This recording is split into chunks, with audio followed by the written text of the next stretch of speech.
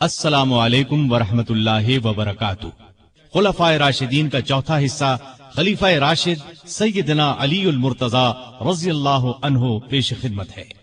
جی ہاں، اسلام کے چوتھے خلیفہ راشد سیدنا علی المرتضی رضی اللہ عنہ کی زندگی کے خون چکا واقعات، انہوں نے خلافت کے 6 مشکل ترین سال کیسے گزارے، انتہائی دلچسپ انداز میں۔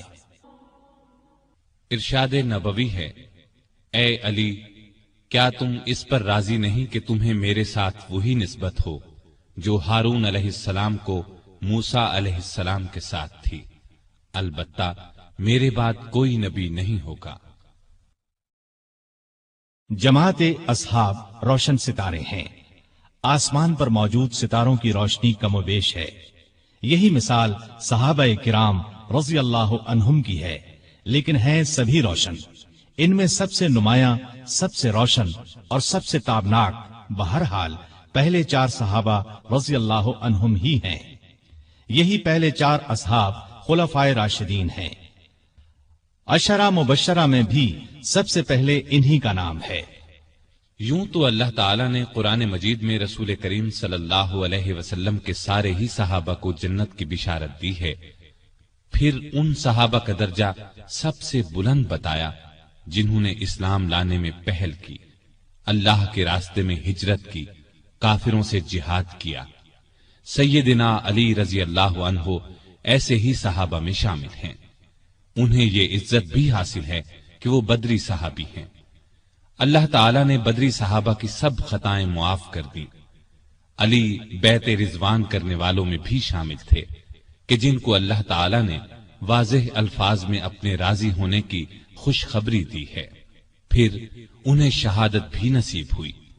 مسلمانوں کا ایمان ہے کہ راہ حق میں شہید جنتی ہیں۔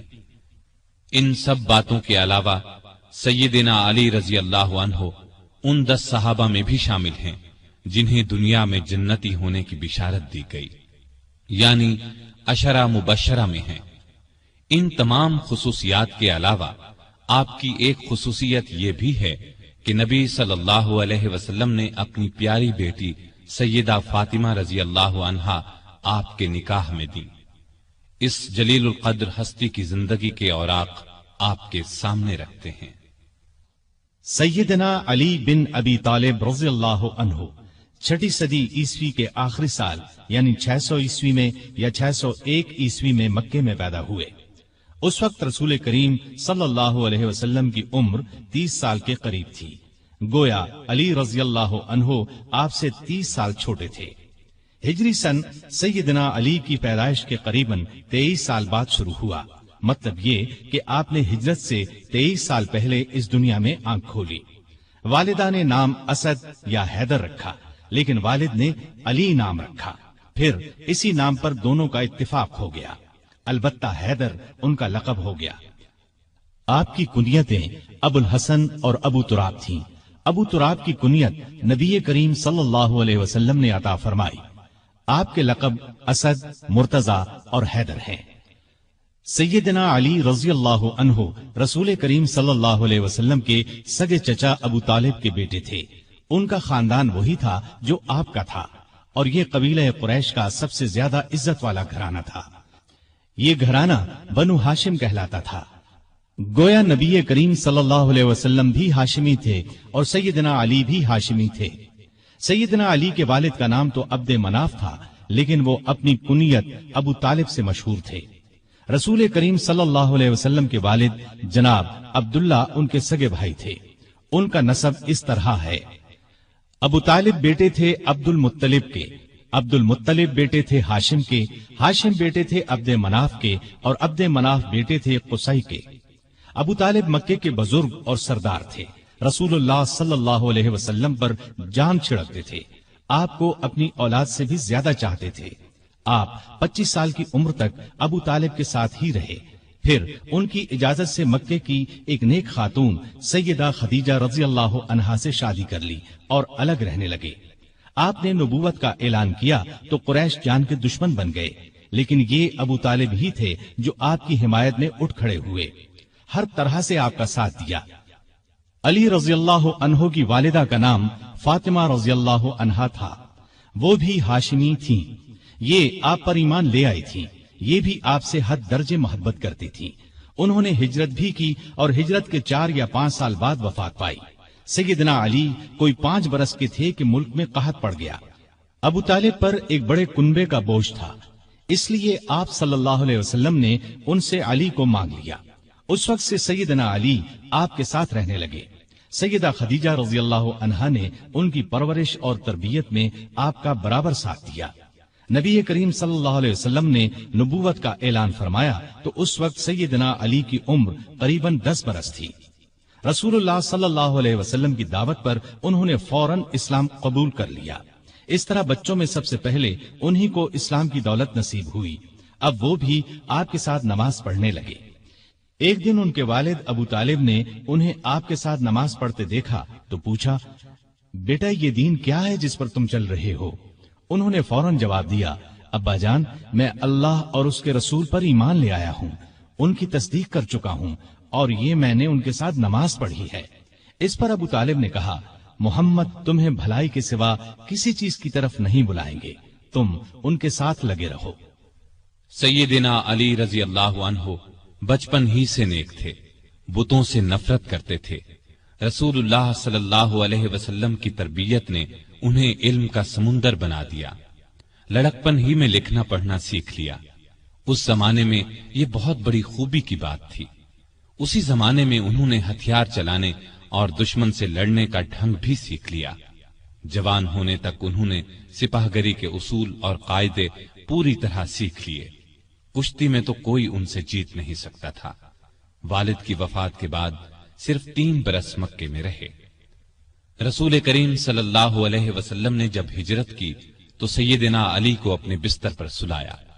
لوگوں کی جو امانتیں آپ کے پاس تھیں وہ سب آپ نے علی کے حوالے کی اور فرمایا، یہ امانتیں ان کے مالکوں کو سونپ کر مدینے آ جانا۔ کافروں نے اس وقت آپ کے گھر کو گھیر رکھا تھا۔ آپ صلی اللہ علیہ وسلم رات کے وقت گھر سے نکلے تو اللہ تعالیٰ نے کافروں کی آنکھوں پر پردے ڈال دیے اور وہ آپ کو نہ دیکھ سکے۔ صبح انہیں معلوم ہوا کہ رسول اللہ صلی اللہ علیہ وسلم مکان چھوڑ کر جا چکے ہیں تو وہ بہت جھنجھلائے۔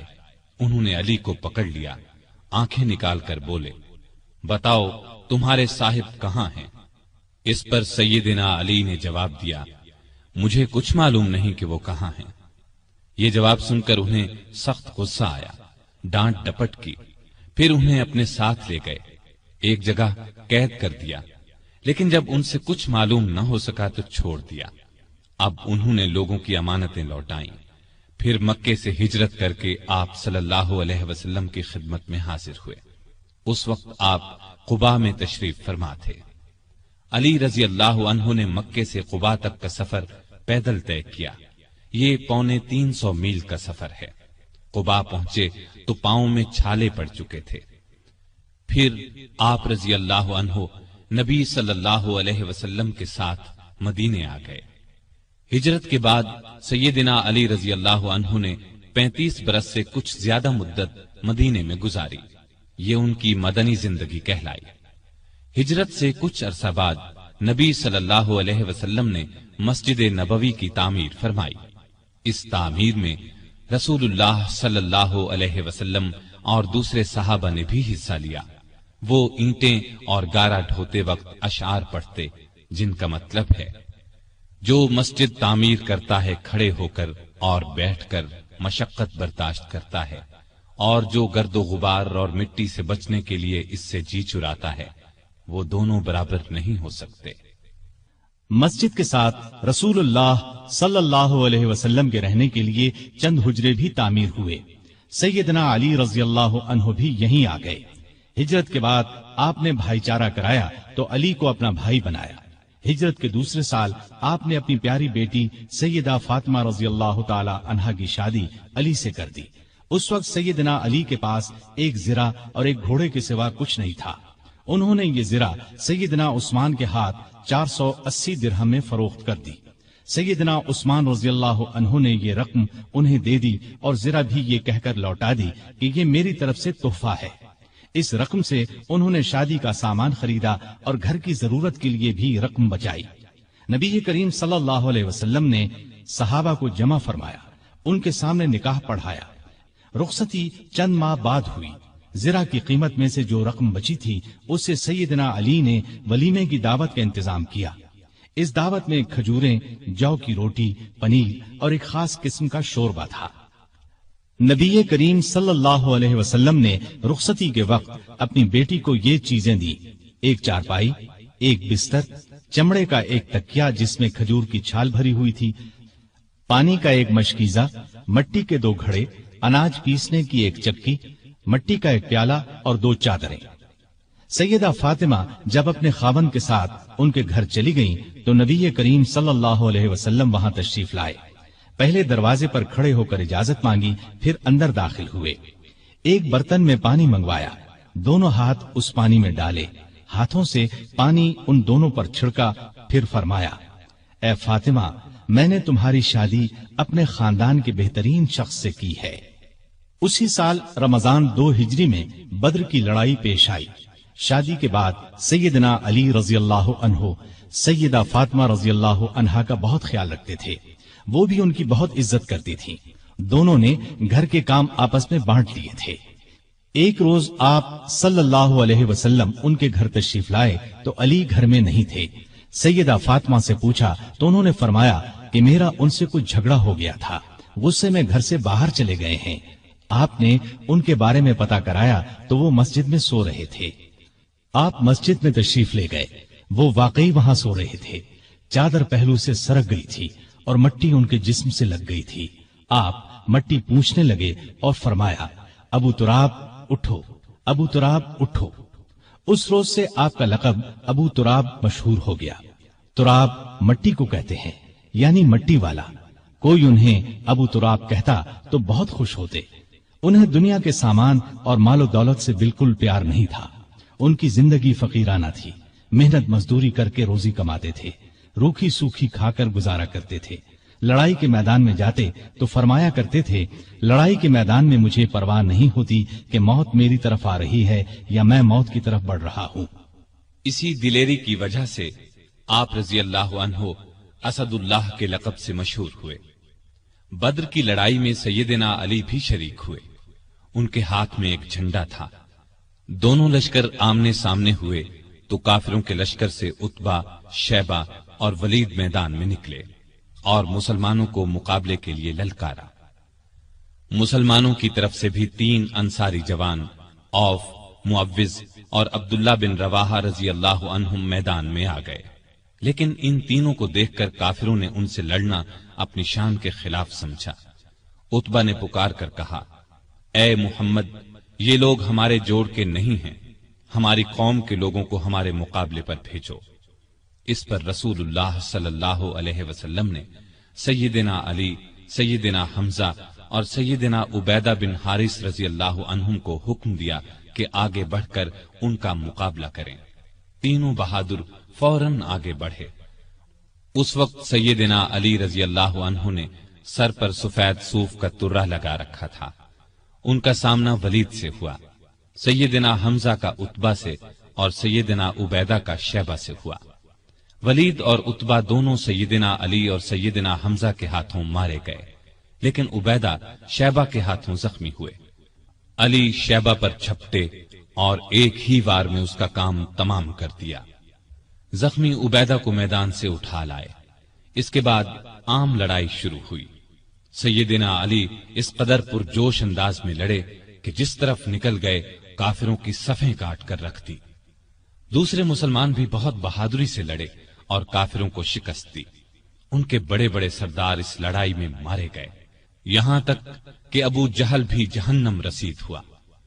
अगले साल उहुद की लड़ाई हुई। इस लड़ाई की इब्तिदा में काफिरों की तरफ से तलहा बिन अबी तलहा मैदान में निकला और पुकारा, कोई है जो मेरे मुकाबले में आए। ये सुनकर सैयदना अली दौड़कर उसके मुकाबले में आ गए और एक ही वार में उसे ढेर कर दिया। फिर तलहा का एक भाई अबू सईद निकला। सैयदना अली ही ने उस पर भी तलवार का एक वार किया। वो जमीन पर गिर पड़ा और साद बिन अबी वकास के हाथों मारा गया। फिर काफिरों के लश्कर से उनका सबसे बड़ा बहादुर अरतात निकला। اسے اپنی طاقت پر بڑا گھمنڈ تھا۔ اس نے للکار کر کہا، کوئی ہے جو میرے مقابلے میں آئے؟ علی آگے بڑھے اور دیکھتے ہی دیکھتے اس کا کام تمام کر دیا۔ پھر جب عام لڑائی شروع ہوئی تو سیدنا علی اور سیدنا حمزہ کافروں کی صفوں میں دور تک گھس گئے اور اس قدر تیزی سے لڑے کہ کافروں کے پاؤں اکھڑ گئے۔ پھر درے پر موجود دستے کی اپنی جگہ سے ہٹ جانے پر جب اس طرف سے کافر مسلمانوں پر حملہ آور ہوئے اور مسلمانوں کے پاؤں اکھڑ گئے تو چند بہادر نبی صلی اللہ علیہ وسلم کے ساتھ میدان میں جم کر کھڑے رہے۔ ان میں سیدنا علی رضی اللہ عنہ بھی تھے۔ کافروں نے آپ پر تیروں کی بجھاڑ کر دی، بار بار آپ پر حملہ کیا، لیکن ان صحابہ نے انہیں ہر بار پیچھے ہٹا دیا۔ آخر مسلمان پھر سے جمع ہوئے اور کافروں کو مار بھگایا۔ اس لڑائی میں آپ صلی اللہ علیہ وسلم کے چچا سیدنا حمزہ بھی شہید ہوئے۔ اس روز سیدنا علی رضی اللہ عنہ کے ہاتھوں کئی کافر مارے گئے۔ اس مہم کے شروع ہونے سے آخر تک سیدنا علی رضی اللہ عنہ آپ صلی اللہ علیہ وسلم کے ساتھ رہے۔ غزوہ خندق میں عرب کے نامی بہادر عبد ود نے جب خندق پار کر لی تو سیدنا علی رضی اللہ عنہ اس کے مقابلے میں آئے۔ وہ بہت بہادر سمجھا جاتا تھا۔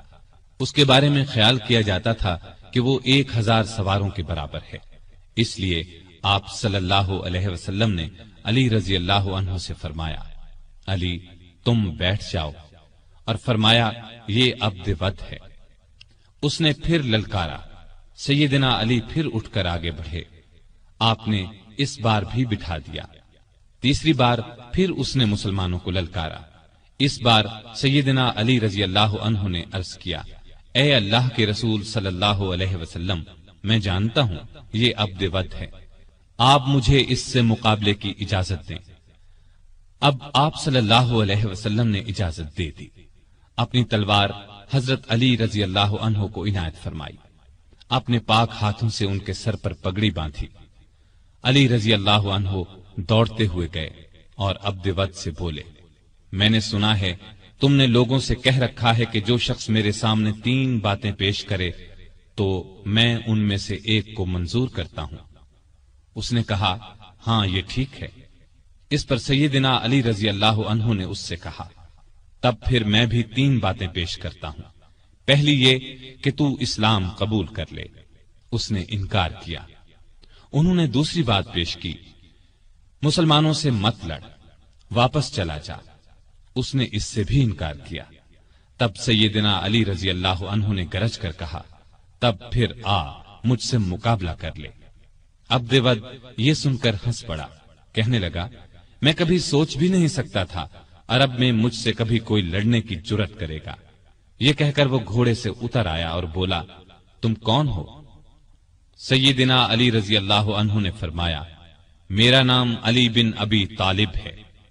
عبد ود یہ سن کر کہنے لگا، تمہارے والد میرے دوست تھے، اس لیے میں تم سے لڑنا نہیں چاہتا۔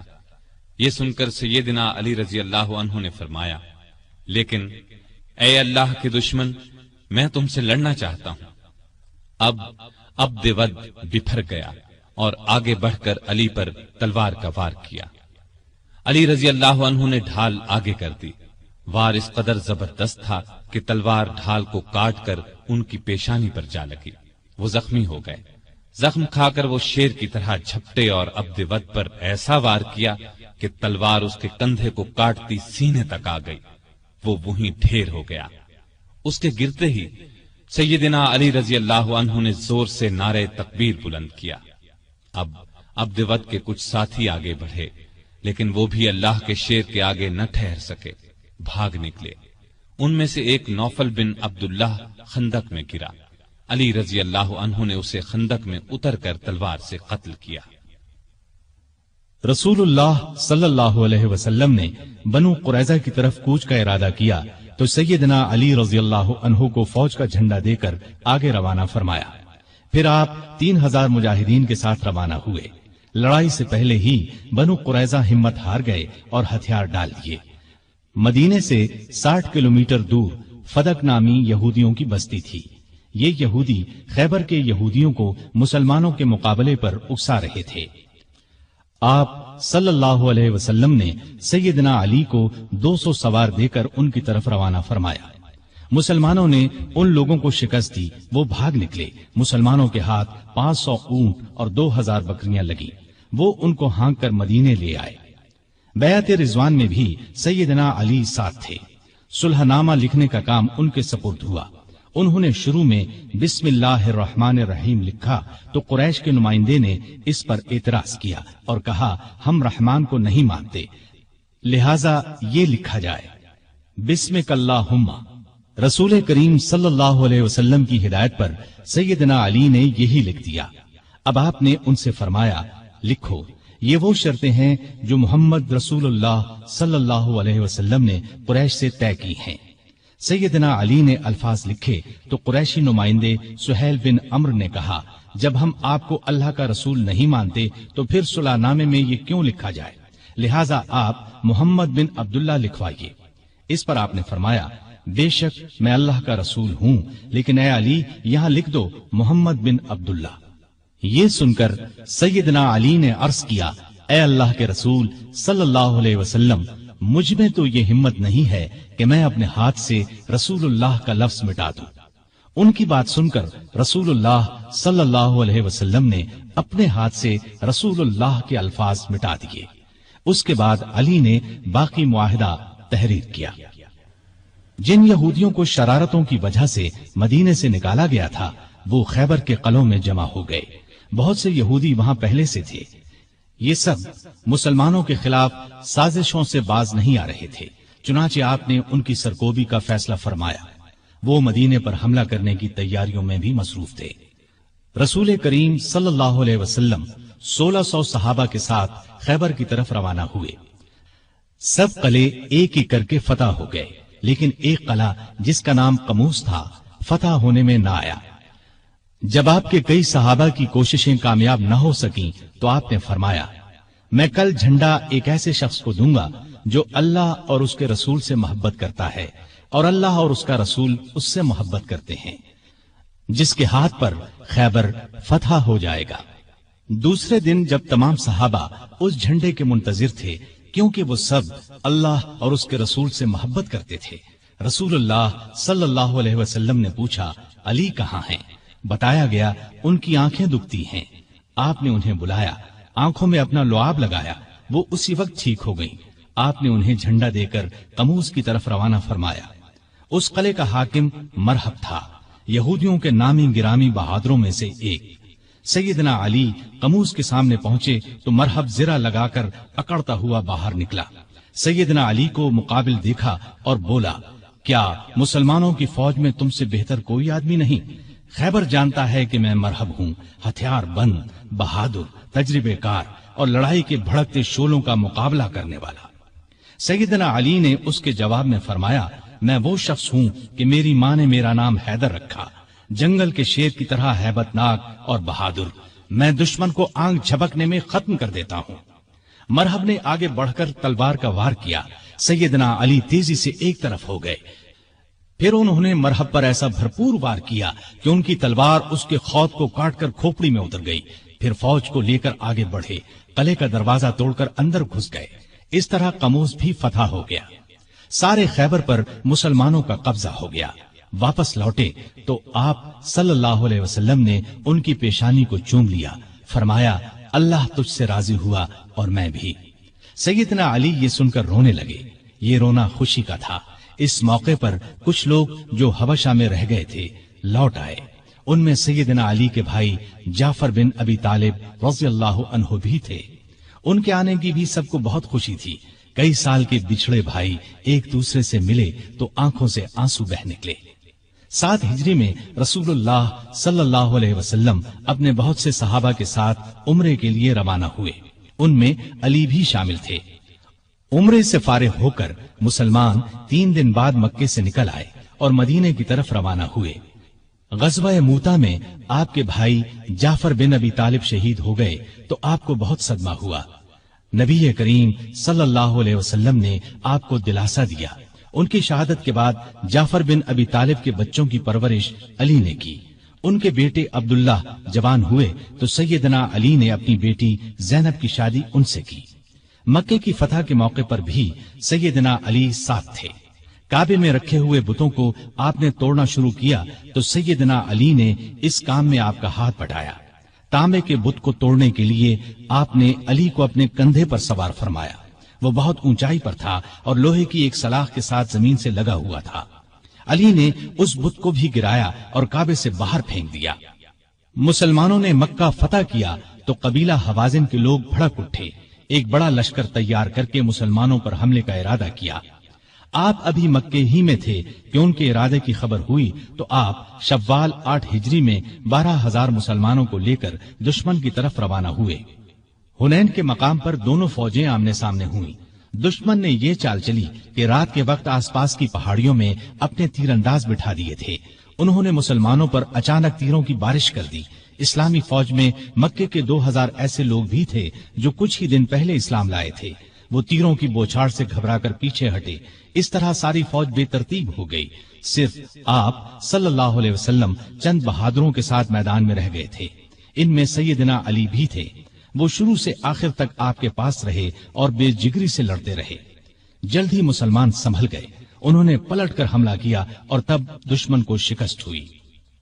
9 ہجری میں آپ صلی اللہ علیہ وسلم نے سیدنا علی کو 150 سوار دے کر یمن کے قبیلہ بنو طے کی طرف روانہ کیا۔ وہ لوگ مسلمانوں کی آمد کی خبر سن کر بھاگ گئے۔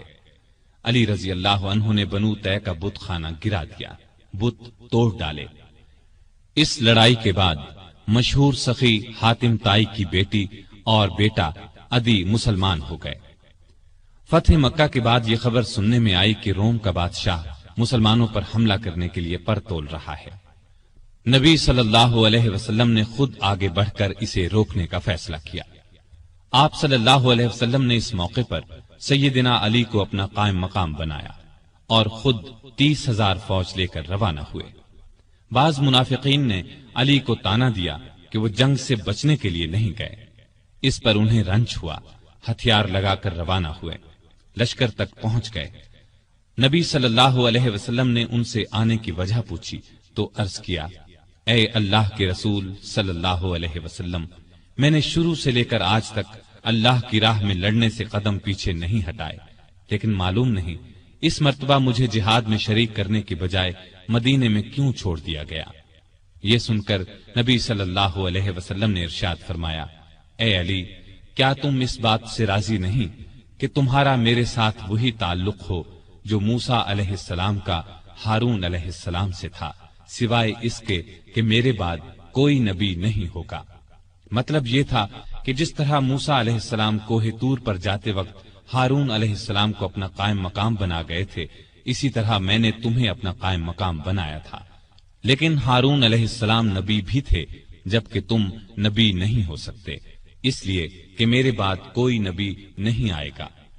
آپ کا یہ ارشاد سن کر سیدنا علی خوش ہو گئے اور مدینے واپس ہو کر آپ صلی اللہ علیہ وسلم کی قائم مقامی کا فریضہ انجام دیتے رہے، یہاں تک کہ آپ تبوک سے واپس تشریف لے آئے۔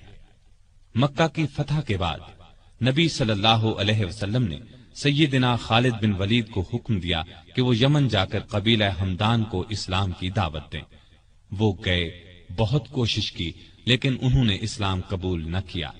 اب آپ صلی اللہ علیہ وسلم نے سیدنا علی کو بھیجا۔ آپ صلی اللہ علیہ وسلم نے قبیلہ ہمدان کے نام ایک خط بھی دیا۔ علی رضی اللہ عنہ نے وہ خط انہیں سنایا اور اسلام کی دعوت دی۔ اس خط کے الفاظ کا اثر ان پر ہوا۔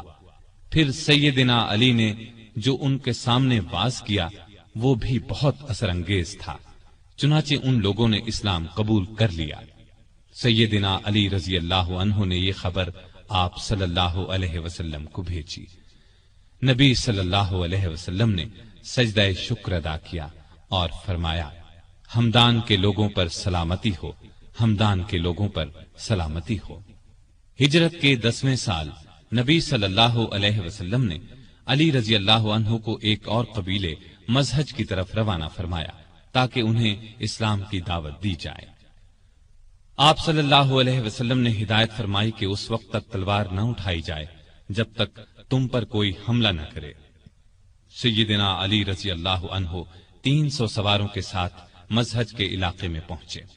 وہ لوگ لڑنے پر تلے ہوئے تھے، چنانچہ زبردست مارکا ہوا۔ آخر وہ لوگ بھاگ نکلے۔ اس کے بعد قبیلے کے سردار اور بہت سے دوسرے لوگ خود علی رضی اللہ عنہ کی خدمت میں حاضر ہوئے اور مسلمان ہو گئے۔ نبی صلی اللہ علیہ وسلم نے علی کو وہاں کا قاضی بھی مقرر فرمایا۔ آپ رضی اللہ عنہ چند ماہ وہاں رہے۔ اس دوران میں سیدنا علی رضی اللہ عنہ نے مقدمات کے فیصلے بھی کیے۔ ہجرت کے 10ویں سال رسول کریم صلی اللہ علیہ وسلم نے حج کیا۔ سیدنا علی بھی یمن سے آ کر اس یادگار حج میں شریک ہوئے۔ انہوں نے رسول اللہ صلی اللہ علیہ وسلم کے حکم پر قربانی کے اونٹوں کا گوشت تقسیم کیا۔ حج سے واپس آنے کے کچھ ہی عرصے بعد نبی صلی اللہ علیہ وسلم بیمار ہوئے۔ ہجرت کے 11ویں سال آپ صلی اللہ علیہ وسلم اس دنیا سے تشریف لے گئے۔ یہ صدمہ علی رضی اللہ عنہ کی زندگی کا سب سے بڑا صدمہ تھا۔ انہوں نے عباس رضی اللہ عنہ، ان کے 2 بیٹوں قسم اور فضل رضی اللہ عنہم اور ایک انصاری صحابی کے ساتھ مل کر آپ صلی اللہ علیہ وسلم کو غسل دیا۔ اس وقت انہوں نے نبی صلی اللہ علیہ وسلم کے جسم اطہر کو اپنے بدن سے لگا رکھا۔ قبر مبارک تیار ہو گئی تو سیدنا علی نے فضل بن عباس، اسامہ بن زید اور عبد الرحمن بن عوف رضی اللہ عنہم کے ساتھ مل کر نبی صلی اللہ علیہ وآلہ وسلم کو قبر میں اتارا۔ آپ صلی اللہ علیہ وسلم کے بعد مسلمانوں نے سیدنا ابو بکر صدیق رضی اللہ عنہ کو خلیفہ چن لیا۔ 6 ماہ بعد سیدہ فاطمہ رضی اللہ عنہا بھی اس دنیا سے رحلت کر گئیں۔ ابو بکر کو علی سے بہت محبت تھی، ان کی بہت عزت کرتے تھے، خلافت کے کاموں میں ان سے مشورے بھی لیتے تھے۔ علی بھی ان سے اسی طرح محبت کرتے تھے۔ مرتد ہو جانے والوں سے جنگ ہوئی تو علی نے بھی دوسرے صحابہ کے ساتھ مل کر ان کا مقابلہ کیا۔ ابو بکر رضی اللہ عنہ نے وفات پائی تو حضرت علی رضی اللہ عنہ ان کے دروازے پر آئے اور فرمایا، آپ پر اللہ کی رحمت ہو، آپ رسول اللہ صلی اللہ علیہ وسلم کے پیارے ساتھی اور مدد کرنے والے، اللہ سے سب سے زیادہ ڈرنے والے اور سب سے بڑھ کر دین کو نفع پہنچانے والے تھے۔ اس کے بعد دیر تک ان کی خوبیوں اور بھلائیوں کا ذکر کرتے رہے۔ ابو بکر کی وفات کے بعد عمر فاروق رضی اللہ عنہ خلیفہ بنے۔ انہوں نے مجلس شورا قائم کی تو اس میں علی رضی اللہ عنہ کو بھی شامل کیا۔ ان کی خلافت کا زمانہ 10.5 برس تک رہا۔ اس زمانے میں بھی آپ رضی اللہ عنہ سے باقاعدہ مشورے لیے جاتے رہے۔ عمر فاروق رضی اللہ عنہ ان کے مشوروں کو بہت اہمیت دیتے تھے۔ جن جھگڑوں کا فیصلہ دوسرے صحابہ نہیں کر پاتے تھے وہ سیدنا علی رضی اللہ عنہ کے سامنے پیش کیے جاتے تھے۔ عمر فرمایا کرتے تھے، ہم میں سے سب سے بڑے قاضی علی رضی اللہ عنہ ہیں۔ ایک مرتبہ عمر رضی اللہ عنہ نے کوئی فیصلہ دیا تو علی نے اس کے خلاف رائے دی۔ عمر نے ان کی رائے کو درست قرار دیا۔ سیدنا عمر کے دل میں علی کی نہ صرف بہت محبت تھی بلکہ وہ ان کی بہت عزت بھی کرتے تھے۔ انہیں علی پر پورا بھروسہ تھا۔ 16 ہجری میں بیت المقدس تشریف لے گئے تو سیدنا علی کو اپنا قائم مقام بنایا۔ سیدنا عمر کے زمانے میں سب سے بڑی لڑائی نہامند کی لڑائی سمجھی جاتی ہے۔ اس موقع پر ایرانیوں کا بہت بڑا لشکر جمع ہو گیا تھا۔ سیدنا عمر نے سیدنا علی کو مسلمانوں کے لشکر کا سپہ سالار بنانا چاہا، لیکن انہوں نے مدینے سے باہر جانے سے انکار کر دیا۔ پھر عمر نے خود سالار بن کر جانے کا ارادہ کیا تو سیدنا علی نے اس کا بھی مشورہ نہ دیا اور فرمایا، آپ مدینے کو ہرگز نہ چھوڑیں۔ عمر رضی اللہ عنہ کو علی کا یہ مشورہ بھی ماننا پڑا۔ سیدنا عمر نے اپنی وفات سے پہلے خلافت کے لیے 6 صحابہ کے نام تجویز کیے تھے کہ مسلمان ان 6 میں سے کسی کو خلیفہ بنا لے۔ ان میں ایک نام علی کا تھا، دوسرا نام سیدنا عثمان کا تھا، باقی 4 نام یہ تھے: سعد بن ابی وقاص، عبد الرحمن بن عوف، زبیر بن عوام اور طلحہ بن عبید اللہ رضی اللہ عنہم۔ ان چاروں نے اپنے نام واپس لے لیے تو خلافت کے لیے صرف 2 نام رہ گئے، سیدنا عثمان اور سیدنا علی۔ ان لوگوں نے آخر سیدنا عثمان کے بارے میں فیصلہ دیا۔ اس طرح مسلمانوں کے تیسرے خلیفہ سیدنا عثمان ہوئے۔ اس دوران میں بھی ان دونوں کے تعلقات بہت خوشگوار رہے۔ سیدنا عثمان کو کوئی شرعی سزا دینے کا مسئلہ پیش آتا تو سیدنا علی کے ذریعے فیصلہ کراتے۔ ہر سال حج کے لیے جاتے وقت سیدنا علی کو بھی ساتھ لے جاتے۔ علی نے ہمیشہ انہیں اچھے مشورے دیے۔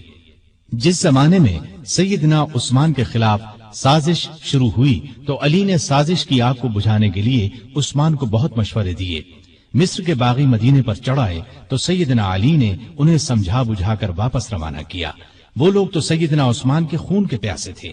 رات کی تاریکی میں پھر لوٹ آئے۔ کوفے اور بصرے کے باغیوں نے بھی ان کا ساتھ دیا۔ انہوں نے سیدنا عثمان کے گھر کو گھیر لیا۔ اس وقت بھی سیدنا علی نے انہیں سمجھانے کی بہت کوشش کی۔ وہ نہ مانے تو اپنے بیٹوں سیدنا حسن اور سیدنا حسین رضی اللہ عنہما کو سیدنا عثمان کی حفاظت کے لیے ان کے دروازے پر مامور فرمایا۔ ایک مرتبہ بڑی مشکل سے سیدنا عثمان تک پانی پہنچایا۔ اس جھڑپ میں حسن زخمی ہوئے۔ پھر کچھ باغی دیوار پھاند کر اندر داخل ہوئے اور سیدنا عثمان کو شہید کر دیا۔ ان کی شہادت کے بعد مدینے کی حالت عجیب تھی۔ شہر پر ان باغیوں کا قبضہ تھا۔ ہر طرف افراتفری کا عالم تھا۔ لاکھوں مربع میل پر پھیلی ہوئی اسلامی سلطنت کا کوئی سربراہ نہیں تھا۔ ان سب کا خیال تھا کہ اس نازک وقت میں علی رضی اللہ عنہ ہی خلافت کے لائق ہیں۔ آخر سیدنا علی سے درخواست کی گئی کہ وہ خلافت کی ذمہ داری سنبھالے، لیکن انہوں نے صاف انکار کر دیا۔ ان کے انکار سے حالات اور بھی نازک ہو گئے، اس لیے کہ خلافت کی جگہ زیادہ دن تک خالی نہیں چھوڑی جا سکتی تھی۔ اب مہاجرین، انصار اور مدینے میں موجود تمام لوگوں نے سیدنا علی سے سخت اصرار کیا کہ وہ خلیفہ بننا منظور کر لیں۔ یہ درخواست کرنے والوں میں باغی بھی شامل تھے۔ آخر سیدنا علی کو ان سب کی بات ماننا پڑی اور خلافت کا بوجھ اٹھانے کے لیے تیار ہو گئے۔ چنانچہ سیدنا عثمان کی شہادت کے 3 دن یا 6 دن بعد مدینے میں موجود تمام لوگوں نے مسجد نبوی میں سیدنا علی کے ہاتھ پر بیعت کر لی۔ اس طرح وہ مسلمانوں کے چوتھے خلیفہ راشد بنے۔ وہ 4.25 سال تک خلیفہ رہے۔ اس ساری مدت وہ سخت مشکلات میں گھرے رہے۔ کوئی اور ہوتا تو شاید ہمت ہار جاتا، لیکن وہ اللہ کے بھروسے پر تمام مشکلات اور مصیبتوں کا آخری دم تک بڑے حوصلے اور پامردی کے ساتھ مقابلہ کرتے رہے۔ خلیفہ بنتے ہی سب سے پہلی مشکل یہ پیش آئی کہ عثمان کے قاتلوں کو کس طرح پکڑا جائے۔ سیدنا عثمان کی شہادت کوئی معمولی واقعہ نہیں تھی۔ جو ہی سیدنا عثمان کی شہادت کی خبر چاروں طرف پھیلی، لاکھوں مسلمان غم اور غصے سے تڑپ اٹھے۔ ہر طرف سے بس یہی آواز بلند ہونے لگی، عثمان کے خون کا بدلہ لیا جائے، ان کے قاتلوں کو پکڑ کر سخت سزا دی جائے۔ سیدنا علی رضی اللہ عنہ بھی قاتلوں کو پکڑنا چاہتے تھے، لیکن مشکل یہ تھی کہ جو لوگ سیدنا عثمان رضی اللہ عنہ کے مکان کو گھیرنے میں شریک تھے، ان کی تعداد ہزاروں میں تھی۔ ان میں سے قاتلوں کو تلاش کرنا آسان کام نہ تھا۔ کسی خاص شخص کے خلاف موقع کا کوئی گواہ موجود نہ تھا۔ سیدنا عثمان رضی اللہ عنہ کی شہادت کے وقت صرف ان کی زوجہ محترمہ نائلہ رضی اللہ عنہا ان کے پاس موجود تھی۔ شوہر کو بچانے کی کوشش میں ان کے ہاتھ کی 3 انگلیاں کٹ گئی تھیں۔ ان سے پوچھا گیا تو انہوں نے صرف اتنا بتایا کہ 3 آدمی اندر آئے تھے۔ ان میں سے ایک محمد بن ابی بکر تھے۔ یہ ابو بکر کے چھوٹے بیٹے تھے۔ والد کی وفات کے بعد ان کی پرورش سیدنا علی نے کی تھی۔ ان کے علاوہ 2 آدمیوں کے بارے میں نائلہ رضی اللہ عنہا نے بتایا کہ وہ انہیں نہیں پہچانتی۔ علی رضی اللہ عنہ نے محمد بن ابی بکر کو پکڑ کر پوچھا تو انہوں نے کہا، میں مکان میں داخل ضرور ہوا تھا، لیکن جب عثمان رضی اللہ عنہ نے مجھ سے فرمایا کہ بھتیجے تمہارے والد زندہ ہوتے تو انہیں تمہاری یہ حرکت پسند نہ آتی، تو میں شرمندہ ہو کر پیچھے ہٹ گیا اور باہر نکل گیا۔ نائلہ رضی اللہ عنہا نے بھی محمد بن ابی بکر کی بات کی تصدیق کی۔ غرض اس طرح اصل قاتلوں کا پتہ نہ چل سکا اور سیدنا علی رضی اللہ عنہ کوئی کاروائی نہ کر سکے۔ بہت سے لوگ اس موقع پر اس شک میں مبتلا ہو گئے کہ سیدنا علی رضی اللہ عنہ جان بوجھ کر قاتلوں کو نہیں پکڑ رہے۔ اس شک کی ایک وجہ یہ تھی کہ سارے باغی علی رضی اللہ عنہ کی بیعت کر چکے تھے اور بہت سے تو ان کی فوج میں شامل ہو گئے تھے۔ اس وقت کے حالات یہ اجازت نہیں دیتے تھے کہ ان سب کو چن چن کر فوج سے نکال دیا جائے۔ اسلام کا قانون بھی یہ اجازت نہیں دیتا کہ گواہی کے بغیر کسی کو قاتل ٹھہرایا جائے۔ تاہم اکثر لوگ سیدنا علی کی مشکلات سے پوری طرح آگاہ تھے۔ علی سے یہ بات ثابت ہے کہ قسم اٹھا کر فرماتے تھے کہ میں عثمان کی شہادت سے بالکل بری ہوں۔ اس زمانے میں آپ نے یہ قدم اٹھایا کہ سیدنا عثمان کے گورنروں کو ہٹا کر ان سب کی جگہ نئے گورنر مقرر فرمائے۔ نئے گورنر اپنے اپنے صوبے اور علاقے میں پہنچ گئے۔ پرانے گورنروں نے ان کے لیے جگہ چھوڑ دی۔ امیر معاویہ رضی اللہ عنہ نے گورنری سے دستبردار ہونے سے انکار کر دیا۔ ان کی جگہ سیدنا علی نے سہل بن حنیف کو شام کا گورنر مقرر فرمایا تھا۔ یہ جب شام کی سرحد پر پہنچے تو امیر معاویہ رضی اللہ عنہ کی فوج نے انہیں واپس جانے پر مجبور کر دیا، اور سیدنا معاویہ نے ان کے ذریعے سیدنا علی رضی اللہ عنہ کو یہ پیغام پہنچایا: جب تک عثمان کے قاتلوں کو نہیں پکڑا جائے گا وہ گورنری سے دستبردار نہیں ہوں گے۔ گویا سیدنا علی کے راستے میں سب سے پہلی یہ رکاوٹ پیش آئی۔ ابھی وہ اس کی طرف پوری طرح توجہ نہیں دے سکے تھے کہ ایک اور مشکل پیش آ گئی۔ سیدنا عثمان کی شہادت سے پہلے امت کی ماں سیدہ عائشہ رضی اللہ عنہا حج کے لیے مکہ گئی تھی۔ حج کے بعد مکے سے واپس آ رہی تھی کہ راستے میں ان کے ایک قریبی رشتہ دار ملے۔ انہوں نے بتایا کہ سیدنا عثمان شہید کر دیے گئے ہیں اور لوگوں نے سیدنا علی کے ہاتھ پر بیعت کر لی ہے، لیکن مدینے میں ابھی تک فتنہ اور فساد پھیلا ہوا ہے۔ یہ خبر سن کر وہ مکے کی طرف واپس پلٹ گئیں۔ اتنے میں مدینے سے سیدنا طلحہ اور سیدنا زبیر بھی ان کے پاس پہنچ گئے۔ یہ دونوں بہت اونچے مرتبے کے بزرگ تھے، عشرہ مبشرہ میں سے تھے۔ انہوں نے بھی یہی بتایا کہ مدینے کے لوگ فسادیوں کے ہاتھوں پریشان ہیں، نہ تو وہ اپنی حفاظت کر سکتے ہیں اور نہ ان میں سیدنا عثمان کے خون کا بدلہ لینے کی طاقت ہے۔ مکے کے لوگوں نے ام المومنین عائشہ رضی اللہ عنہا سے واپسی کا سبب پوچھا تو انہوں نے فرمایا: عثمان مظلوم شہید کر دیے گئے اور فتنہ دبتا ہوا نظر نہیں آتا ہے، اس لیے تم فتنے کو دور کرنے اور شہید خلیفہ کے قاتلوں سے بدلہ لینے کے لیے تیار ہو جاؤ،